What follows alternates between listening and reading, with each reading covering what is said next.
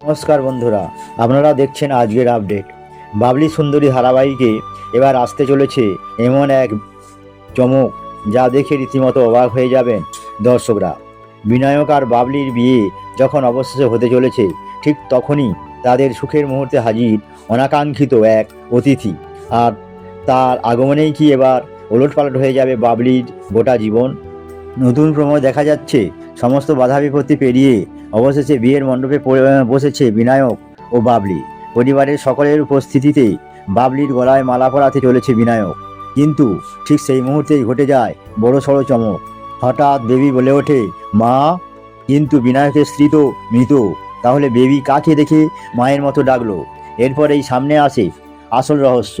বিনায়কের বাড়িতে হাজির হয়েছে তার শালিকা, আর বিনায়কের মৃত স্ত্রী ও তার বোনকে দেখতে প্রায় একই রকম হওয়ায় নিজের মাসিকেই মা বলে ভুল করে বেবি।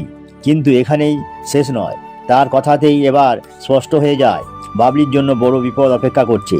বেবির মাসি জানিয়ে দেয়, বেবির জীবনে হয় মা থাকবে, নয়তো মাসি। কোনো আয়া মাসির জায়গা থাকবে না।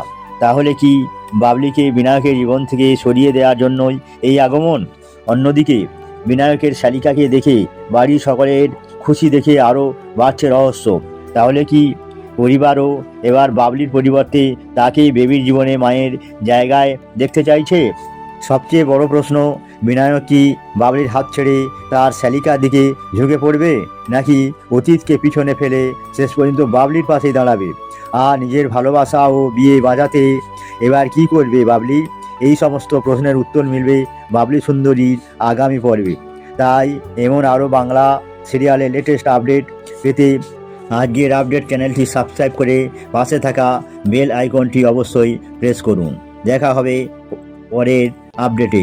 ভালো থাকুন, সুস্থ থাকুন। ধন্যবাদ।